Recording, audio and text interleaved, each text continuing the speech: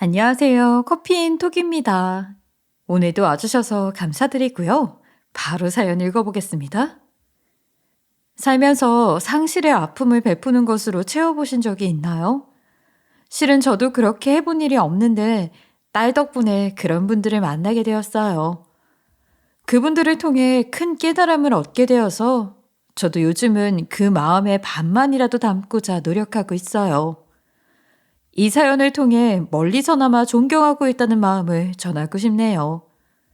저는 남편과 연애를 하던 시절부터 이미 주눅이 들어서 살고 있었어요. 이유는 지금의 시어머니 때문이었죠. 당시 예비 시어머니였던 시어머니는 제가 가난한 집안 출신이어서 배운 것이 없고 돈만 탐내는 근성이 있을 것이라면서 저를 절대로 인정해주지 않았어요. 남편과 연애를 한 지 8년이 되었는데도 말이에요. 시어머니의 지로는 가난한 집안 출신은 고급 교육을 받을 여력이 없어 능력이 뛰어나지도 못하고 돈을 가져본 적이 없어 모을 줄 모르고 쓸 줄만 안다는 것이었어요. 시어머니는 이렇게 돈만이 전부라고 생각했고 학벌이든 재력이든 하나라도 좋지 못한 집안이라면 대놓고 크게 차별을 하는 분이었어요. 처음 시어머니를 찾아뵈었을 때 그 재력에 깜짝 놀랐어요. 시댁은 방이 여러 개인 비싼 개인주택이었는데 척 봐도 돈이 정말 많아 보였죠. 그런데 시어머니는 제 배경을 들으시더니 이렇게 말씀을 하셔서 저는 크게 상처를 받았어요. 돈도 없고 백도 없니? 너 같은 것이 뭐가 예쁘다고 내 귀한 아들을 주겠어? 거지면 머리라도 좋아야 할 거 아냐. 아무것도 없으면서 빈손으로 결혼하려는 생각일랑 하지 마라. 절대로 허락 안 해줄 거야. 당시 남자친구였던 남편은 저를 몇 번이고 설득하고 달래서 시어머니를 한두 번 더 찾아갔지만 시어머니의 태도는 확고했어요. 그래서 제가 너무 상처를 받자 남편도 더 이상 저를 데리고 가지 못했죠. 저는 저대로 이 사람과의 결혼이 불가능할 것이라고 생각해서 마음을 내려놓고 있었어요. 지금은 너무 많이 사랑하니까 당장 헤어질 수는 없어도 남편이 저와 결혼할 수 없음을 깨닫고 다른 여자를 만나야겠다고 하면 그렇게 하라고 할 생각이었죠. 그래서 저는 그저 시간을 흘려보내며 버티려고 했어요. 하지만 남편의 마음이 제 생각보다 더 견고했어요. 남편은 결혼을 승낙해주지 않는 시어머니에게 항의하기 위해 집을 나와 저와 살기 시작했죠. 그 후로 시어머니가 매일 전화해서 남편에게 화를 내고 설득을 하기도 했지만 남편은 요지부동이었어요. 그때 저희는 어렸고 돈이 없었기 때문에 둘 다 아르바이트를 해서 생활비를 충당했어요. 남편은 쓰리잡을 하면서 돈을 벌었는데 그러다가 몸에 무리가 와서 한 번은 일터에서 돌아오는 길에 쓰러지고 말았어요. 그래서 병원으로 실려가 시어머니도 병원에 오시게 되었죠. 제가 도착하자마자 먼저 연락을 받아 병원에 와 계시던 시어머니가 저를 보고 소리를 쳤어요. 여기가 어디라고 너 같은 경우야? 너 때문에 내 아들이 병원에 누워있는 것 아니야? 아주 틀린 말은 아니라는 생각이 들어서 저는 반박도 못하고 가만히 서 있었어요. 그러다가 남편이 쓰러져 있는데도 정말 너무하신다는 생각이 들어서 한마디 드렸죠. 어머니, 저희 최선을 다해서 살고 있어요.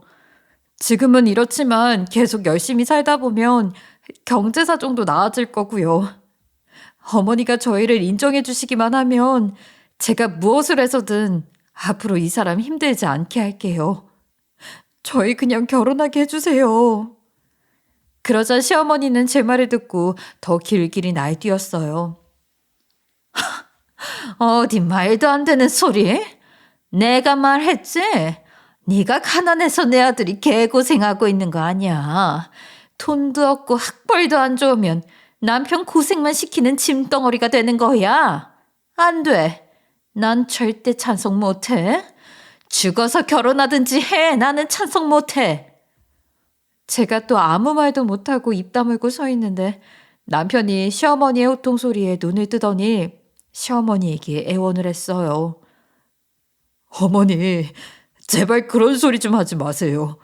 제가 사랑하는 사람과 결혼하는데 돈이랑 학벌이 그렇게 중요해요? 당신은 나가 있어. 어머니는 저랑 대화 좀 해요. 눈을 뜬 남편의 말에 저는 눈물이 쏟아질 것 같아서 병실 복도로 나왔어요. 남편과 시어머니는 한참 대화를 나누는 것 같았죠. 얼마 후 시어머니는 병실에서 나오시더니 병실 앞에 앉아있던 저를 본체만 채하고 쌩하니 가버리셨어요. 제가 병실로 들어가자 침상에 누운 남편이 저를 위로해 주었어요. 우리 엄마가 또 못된 소리 했지? 미안해. 지금은 저러시지만 언젠가 우리를 인정해 주실 거야. 나도 이제 괜찮아서 퇴원해도 된대. 놀라게 해서 미안해. 그날 일은 그렇게 끝났지만 사실 저는 시어머니에게 그런 취급까지 받아가면서 기어코 결혼을 하고 싶은 마음은 없었어요. 당시 남자친구였던 남편을 사랑했지만 결혼은 현실인데 저에게 닥친 현실은 너무 가혹했죠. 아무리 생각해도 현실적으로 여기까지 하는 것이 맞는 것 같아서 남편을 앉혀놓고 제 생각을 이야기했어요.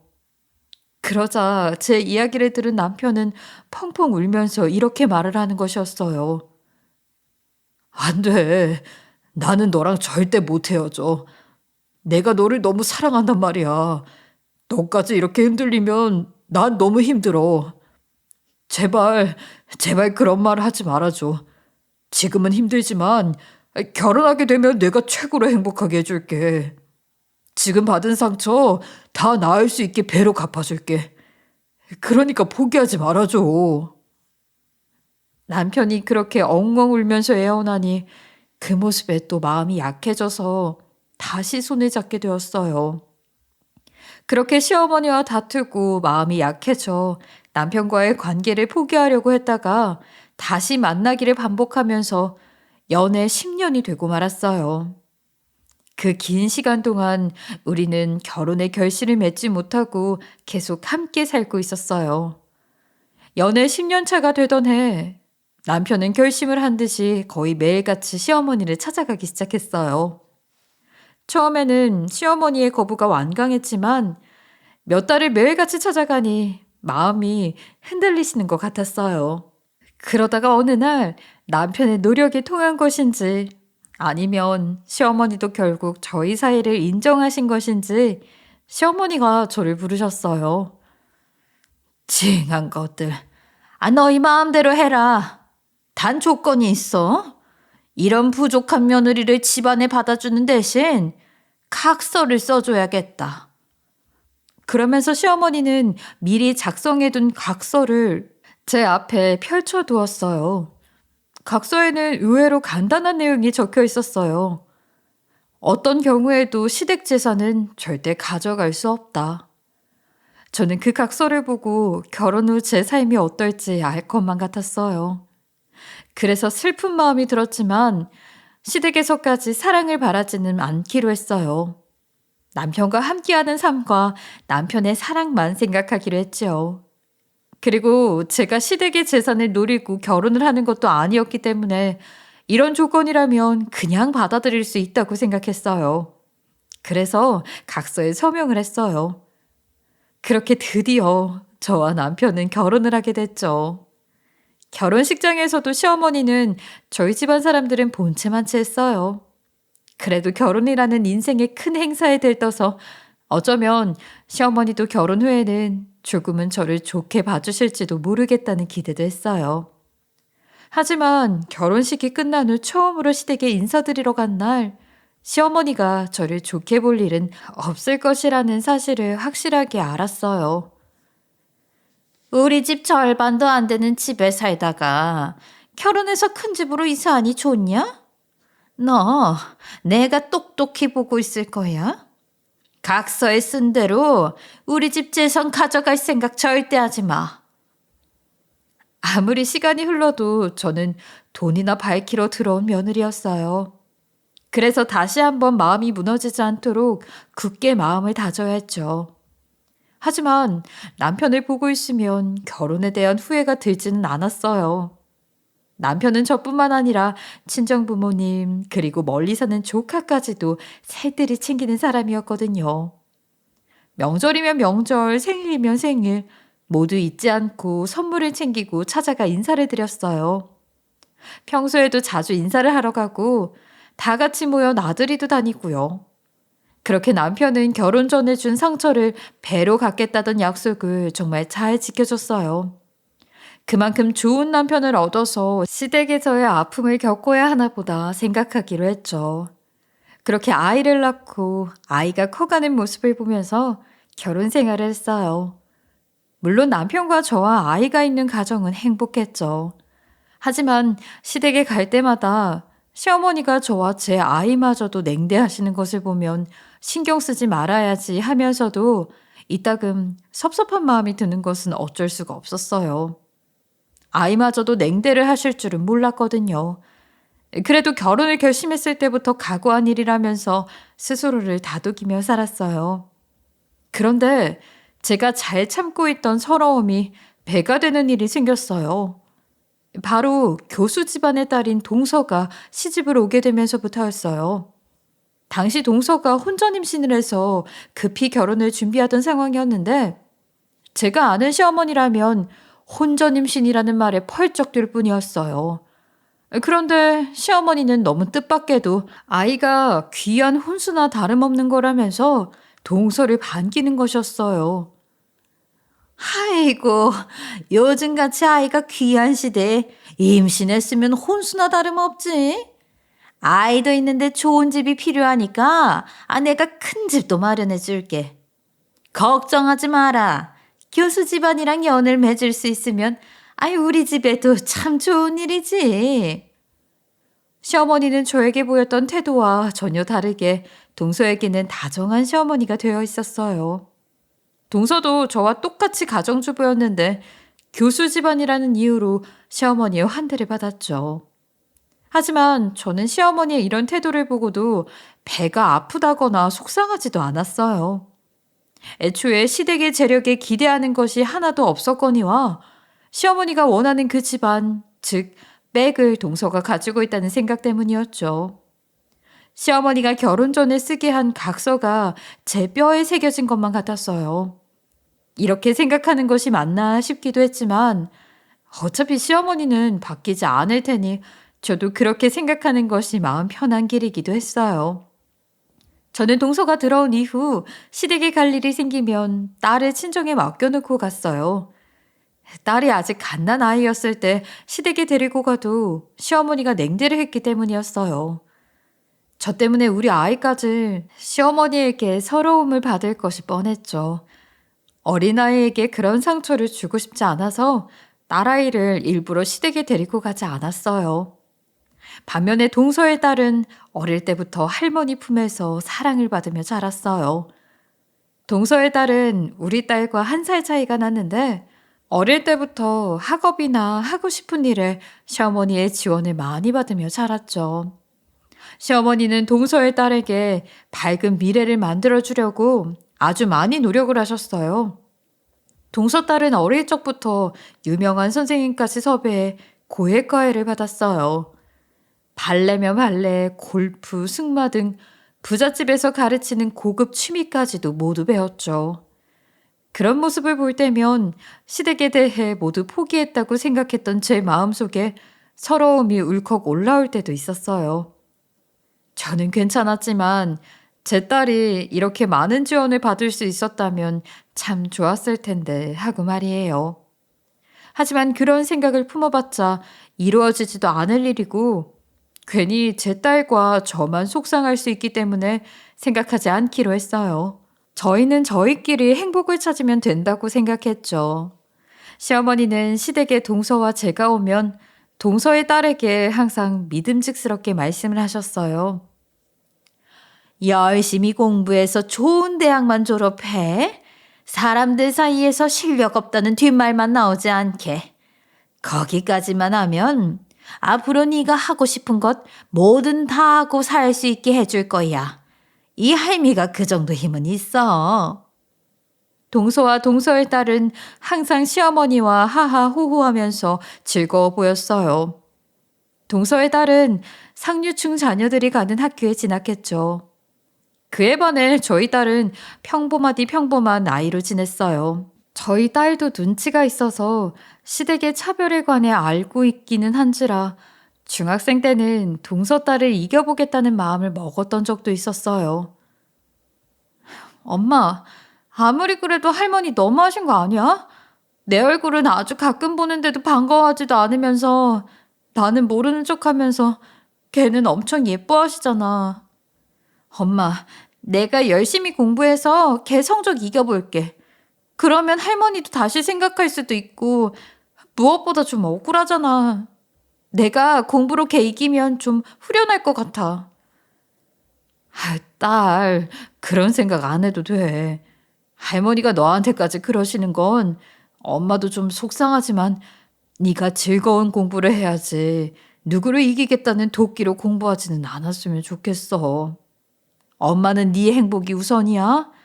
할머니가 어떻게 하시든 간에 그거랑 상관없이 너는 너만의 방법으로 행복했으면 좋겠어. 이렇게 말을 하면 착하고 영리한 우리 딸은 금방 알아들었어요. 조금 삐죽거리는 표정을 짓고 할머니가 얄밉다고 장난스럽게 말하고 금방 털어버리고는 했어요. 그리고 제가 딸에게 무엇을 할 때 가장 즐거운지 잘 생각해 보라고 하자 딸은 얼마 후 저에게 장래희망을 이야기해 줬어요. 엄마. 엄마 말대로 잘 생각해 봤는데 나는 그림을 그릴 때가 가장 즐거운 것 같아. 그래서 나 미술해보고 싶어. 어때? 괜찮은 것 같아? 딸이 하고 싶다는데 제가 반대할 이유는 없었어요. 저는 딸이 하고 싶다는 미술을 해보라고 하고 미술학원에도 보내주었어요. 형편이 넉넉하지는 않아도 그 정도는 해줄 수 있었죠. 시어머니는 지원을 해주지 않으니 저라도 우리 딸을 최대한 지원해주고 싶었어요. 딸은 그렇게 고등학교 시절을 열심히 그림을 그리면서 보냈고 고3이 되어 수능을 치르고 미대 입시 실기를 치렀어요. 그리고 얼마 후 시댁에서 식사를 하자고 연락이 왔어요. 동서의 딸이 의대에 수시로 합격을 해서 축하하는 자리라고 말이에요. 저희 딸은 아직 미대 합격 발표를 애타게 기다리고 있었지만 수능 성적도 좋고 학원에서 실기평가도 항상 1등이었기 때문에 합격할 것이라고 생각하고 있었어요. 그래서 시댁에 가도 꿀릴 것 없다는 생각이 들어서 당당하게 함께 가기로 했지요. 그렇게 시댁의 식구들이 모두 모였어요. 도착했더니 먼저 와 있던 동서와 동서의 딸이 시어머니에게 아주 환대를 받고 있었어요. 아이고, 우리 의사 선생님 모셨네. 정말 훌륭하다, 훌륭해. 의대라니 아주 앞날이 창창하구나. 할미는 손녀딸이 잘할 거라고 믿고 있었지. 이 할미랑 약속 지켜줘서 고마워, 우리 예쁜이. 그런 상황에 저희가 들어가자 시어머니는 금방 불청객을 보는 듯한 표정을 지었어요. 그래도 인사를 드려야 했기에 인사를 드리자 시어머니는 저희 딸이 대학을 붙었는지 기대도 없는 표정으로 물어보셨어요. 예, 넌 대학 합격했니? 어디 지원했어? 아, 저는 미대 지원했어요. 이제 곧 합격 발표라서 기다리고 있는데 아마 붙을 것 같아요. 미대? 참나, 분수 안 맞는 짓 하는 건 누구하고 똑 닮았네. 시어머니는 몇 년 만에 저희 딸을 보고도 미술을 한다는 말에 코웃음을 쳤어요. 그리고 저를 위아래로 훑어보더니 쌩하게 거실로 들어가 버리셨어요. 딸이 발끈하는 것이 느껴졌지만 제가 딸의 손을 붙잡고 참으라고 진정을 시켰어요. 여기에서 싸워봤자 감정만 상하고 저희만 상처받을 것이었으니까요. 식사는 값비싼 출장 뷔페로 식사를 했어요. 동서의 딸이 의대에 합격했다고 시어머니가 신경을 좀 쓰신 것 같았죠. 오리고기며 달팽이 요리, 소고기까지 없는 게 없었어요. 시댁의 체력은 아직도 건재한 것 같았어요. 그렇게 식사가 끝나갈 때쯤 시어머니가 동서의 딸을 거실 한쪽으로 데리고 갔어요. 그리고 거실 창에 쳐있던 커튼을 열고 마당에 있는 외제차 한 대를 가리키는 것이었어요. 짠, 이거 봐. 우리 손녀딸이 의대에 합격했다고 해서 할머니가 선물을 마련했지. 너 타고 다니라고 차 사뒀어. 저거 타고 다니면서 대학교 가서 공부 열심히 해. 알겠지? 어머머머, 어머니, 이게 웬일이에요? 이렇게 좋은 선물을요? 정말 감사합니다. 자, 너도 인사해야지. 할머니가 너 대학교 편하게 다니라고 신경 많이 써주셨다. 바로 면허 따면 되겠어? 시어머니는 6천만 원짜리 외제차를 아직 19애한테 대학 합격 선물이라고 내준 것이었어요. 물론 돈이 많으니 그럴 수 있겠지만 아무리 그래도 저와 제 딸도 와 있는데 이렇게 차별을 대놓고 하니 이제 그러려니 하면서도 대단하다 싶었죠. 저희 딸도 하도 많이 봐온 모습이라 그냥 기분 나쁘다는 표정을 지으며 고개를 절레절레 젓고 말았어요. 외제차 선물을 받고 동서 딸보다 동서가 더 기분이 좋아서 날뛰는 것 같았죠. 그러고 있다가 시어머니가 저희 둘의 표정을 보더니 귀찮은 것인지 신경 써야 해서 짜증이 나는 것인지 알 수 없는 표정을 지으면서 드레스룸으로 들어갔어요. 그러더니 가방 하나를 들고 나와서 저희 딸에게 주었어요. 자, 넌 이거 받아라. 이게 이렇게 보여도 할머니가 외국 여행 갔을 때 산 가방이야. 그래도 브랜드 있는 명품이라고. 할머니가 차별한다고 생각하니? 할머니는 아주 공정한 사람이야. 세상에 나가봐 더 심하지. 학벌 순으로 선물 주는 거니까 그렇게 알아. 시어머니는 제 딸이 좋은 대학에 가지 못해서 주는 정당한 대우라면서 설명했어요. 저는 그 모습을 보고 속에서 욱하는 감정이 치밀어 올랐죠. 차라리 아무것도 주지 말 것이지. 아무리 명품이라고 해도 딱 봐도 사용하던 가방을 버리듯이 가져다 주다니요. 시어머니를 붙잡고 딸이 어릴 때 한 번을 안아준 적 없는 것도 정당하냐고 따져 묻고 싶었어요. 하지만 그랬다가는 저와 딸의 처지가 더 비참해질까봐 저는 이를 꽉 물고 참았어요. 식사를 끝내고 화장실에 갔다가 다시 거실로 가려는데 부엌 앞을 지나가다가 커피를 타러 부엌에 와 있던 동서와 시어머니가 대화를 나누는 소리를 들었어요. 아, 어머니 정말 감사해요. 아무리 그래도 외제차를 사주실 줄은 몰랐어요. 앞으로 제가 더 잘할게요. 우리 어머니 정말 최고예요. 아이고, 그런 소리 마라. 너희 집안이 좋고 손녀딸이 의대에 합격했으니까 그렇지. 그런데 형님네가 너무 차별받았다고 생각하는 것은 아닐까요? 가방만 받고 괜찮을지.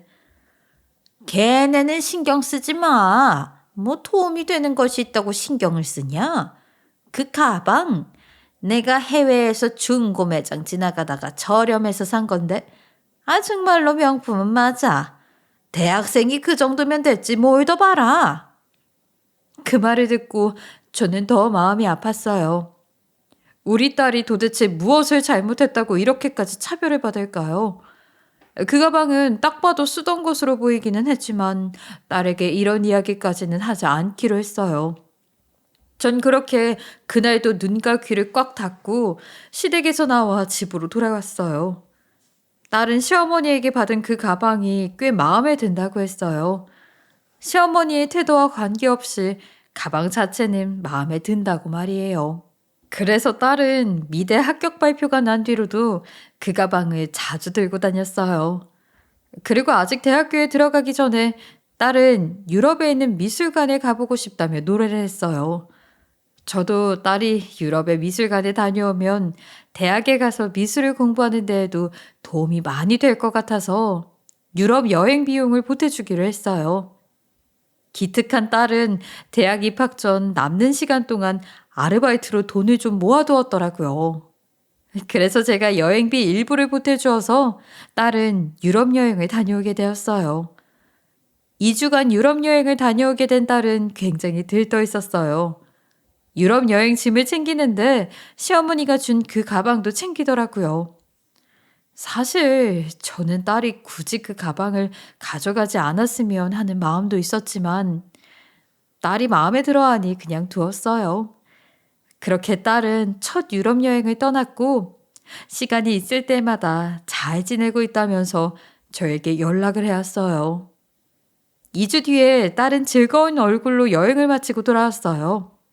돌아와서 엄마랑 아빠한테 줄 선물이라면서 이것저것 꺼내놓더니 이런 말을 했어요. 엄마, 이제 곧 어떤 나이 있는 부부분들이 서울에 올 거야. 신기한 인연이 있었거든. 내가 유럽 여행을 하다가 모르는 부부가 사는 집에서 며칠 신세까지 지게 되었어. 그분들이 나를 정말 좋게 보셔서 서울에 온다고 하셔. 그래서 우리 집으로 오라고 했어. 괜찮지? 저는 딸이 외국에서 사귄 친구가 서울에 놀러 오나 보다 생각했어요. 그런 거 치고 나이가 있는 부부라고 하니 의아한 생각도 들었지만 딸이 좋은 사람들이라고 하니 그럴 것이라는 생각이 들었어요. 그래서 그냥 알겠다고 하고 신경 쓰지 않은 채 지냈죠. 그런데 딸 말대로 한 달쯤 지나서 누가 집을 찾아온 것이었어요. 우리 딸 이름을 너무나 친숙하게 부르는 50대 한국인 부부였어요. 어떻게 오셨냐고 하니 영국에서 우리 딸을 만나 이야기를 듣고 왔다고 했어요. 따님이 저희 집을 직접 찾아왔었어요. 정말 사랑스러운 따님이라 좋은 인연을 맺게 되었죠. 신세를 갖고 싶으니 한국에 한번 놀러 오시라고 해서 정말로 오게 되었습니다. 딸은 대학교에 수업을 들으러 가 있었기 때문에 제가 대신 차를 대접해 드렸어요. 그러자 두 분은 차를 마시면서 의외의 부탁을 했어요. 저 혹시 실례가 되지 않는다면 따님의 어릴 적 사진을 볼 수 있을까요?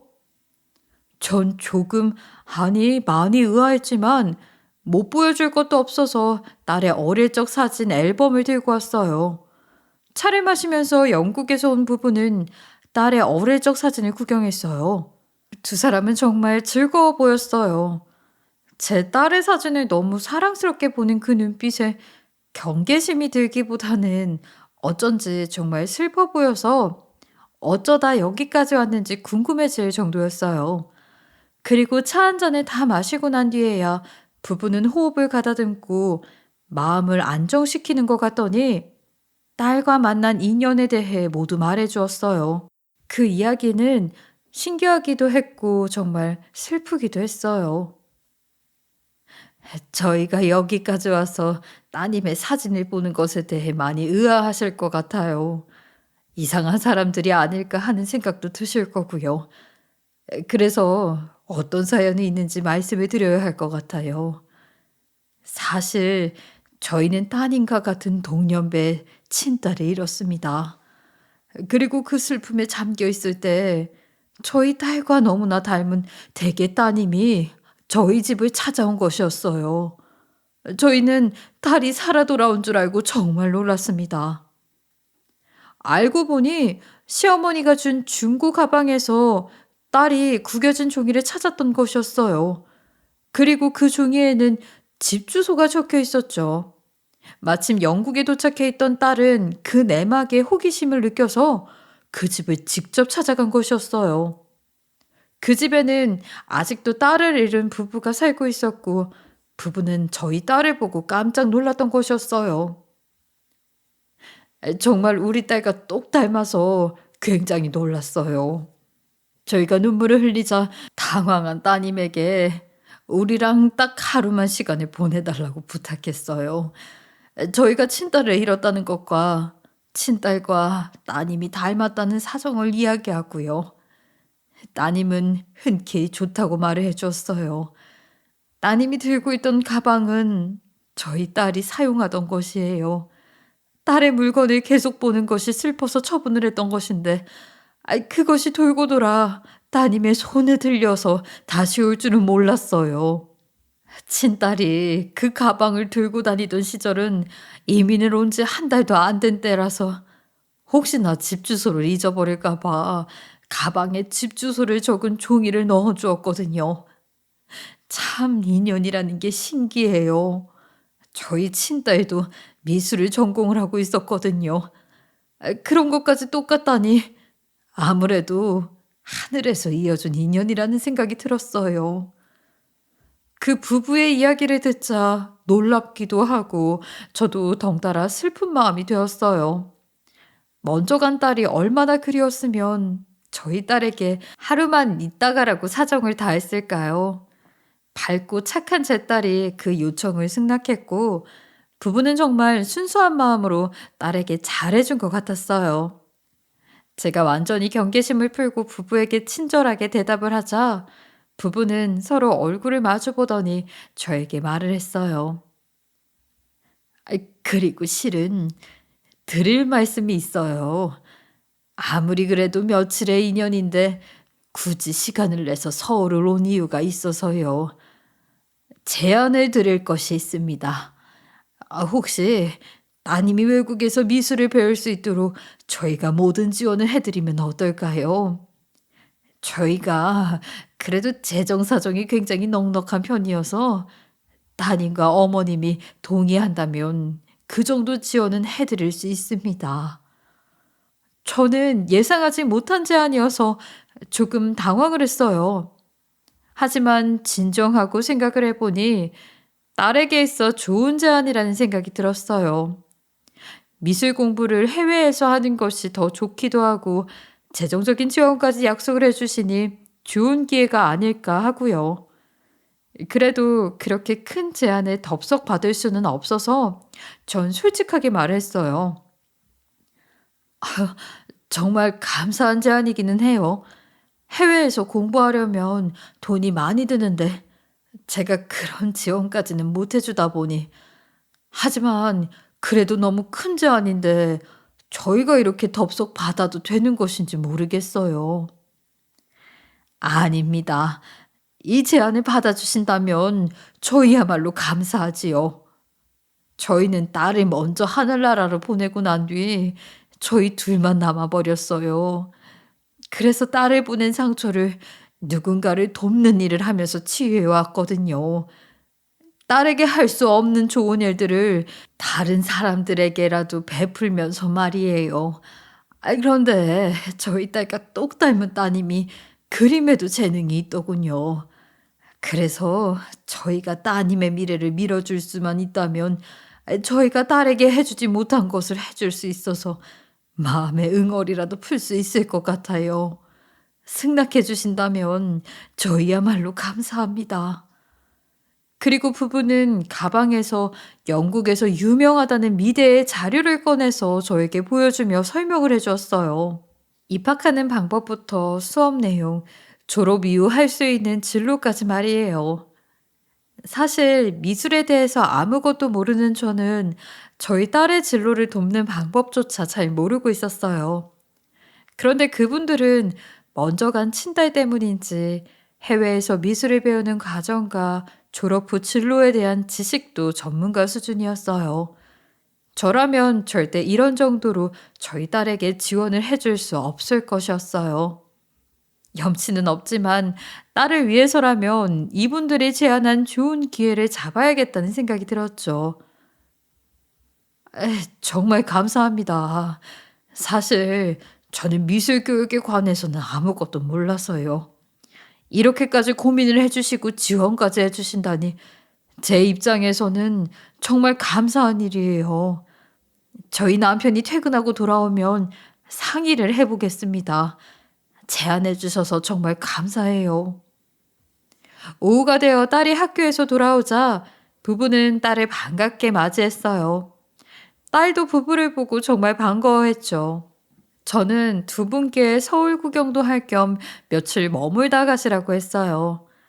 여기까지 제 딸을 지원하겠다는 말을 하려고 찾아온 분들을 그냥 보낼 수는 없었어요. 그리고 저녁이 되어 남편이 퇴근하고 돌아왔죠. 남편은 집에 낯선 부부가 있는 것을 보고 처음에는 놀랐어요. 하지만 저와 딸의 설명을 듣고 이해를 했죠. 그래도 남편은 당장은 신뢰하기 어렵다는 입장이었어요. 아이, 아무리 그런 사정이 있다고 해도 어떻게 말만 믿고 나를 해외로 보내겠어? 말은 이렇게 하지만 이상한 사람들이면 어떡해?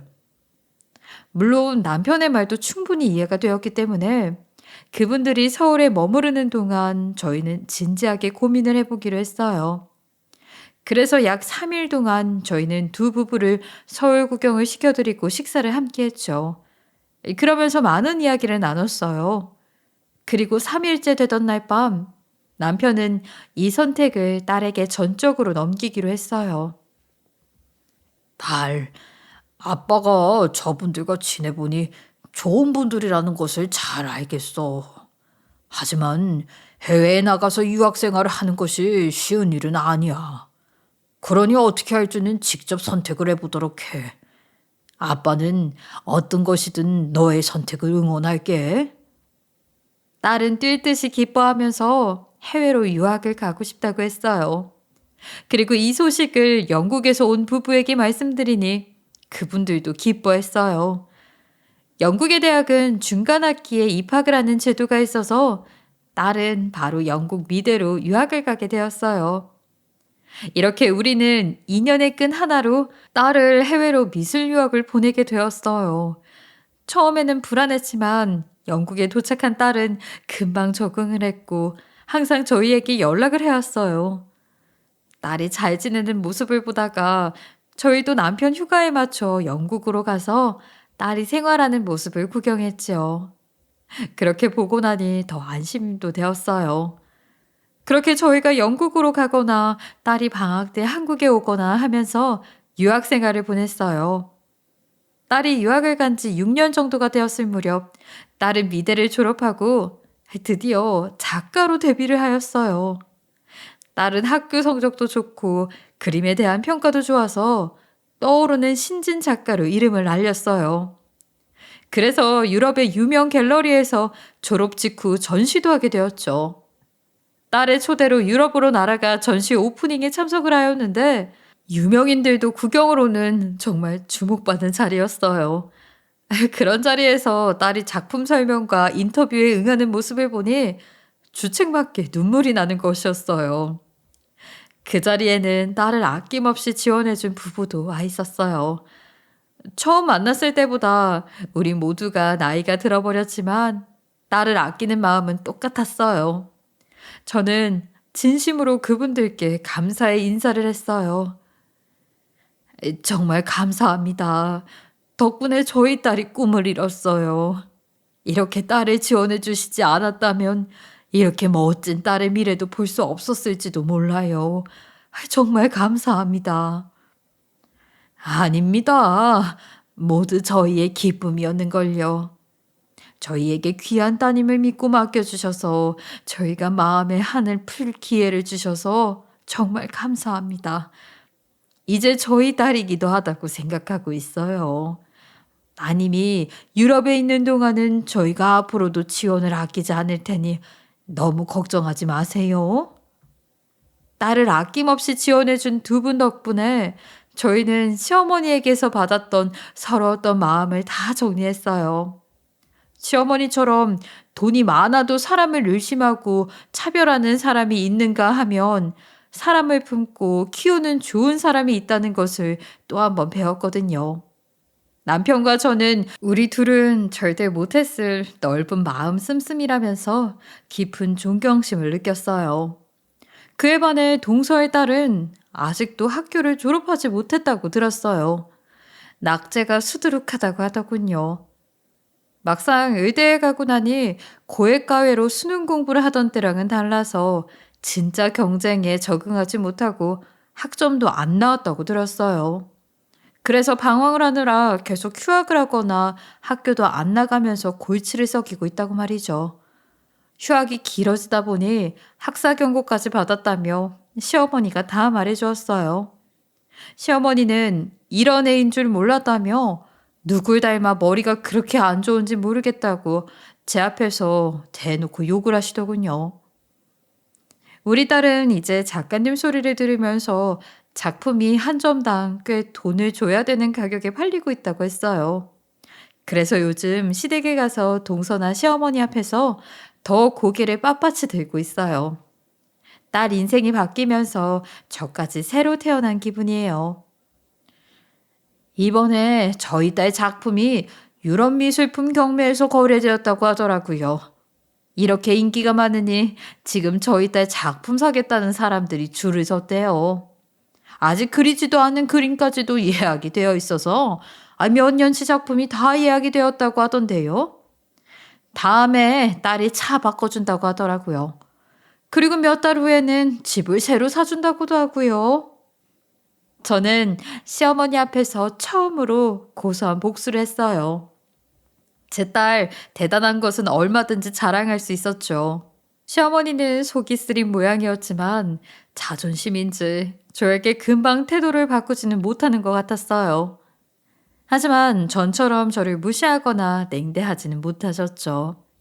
그리고 이번에는 동서와 동서딸이 예전에 저와 제 딸처럼 못마땅한 표정으로 입을 꾹 다물고 있었어요. 똑같은 사람이 되기는 싫으니 시어머니와 동서딸을 놀리는 것도 곧 그만두겠지만 한동안은 이렇게 고소한 복수를 조금 더 해보려고요. 다음 달에는 남편과 함께 파리에 가기로 했어요. 파리에서 열리는 전시에 딸의 그림이 걸린다고 해서요. 작가가 된 내 딸의 작품이 유명 갤러리에 걸려 있는 것을 보면 얼마나 뿌듯할까 싶어요. 저는 앞으로 작가의 엄마로서 절대 고개 숙이지 않고 지내려고 해요. 그리고 우리 삶의 본보기가 되어주신 그 부부를 닮아가려고 노력 중이에요. 남편도 저도 또 다른 이에게 좋은 부모, 좋은 사람이 되어주자고 약속했어요. 제 이야기는 여기까지예요. 제 사연 들어주셔서 감사하고요. 여러분들에게도 항상 좋고 선한 인연이 많이 생기기를 바라겠습니다. 감사합니다. 지금까지 커피앤톡이었습니다. 오늘도 끝까지 함께 해주셔서 감사하고요. 다음 영상으로 또 찾아뵙겠습니다.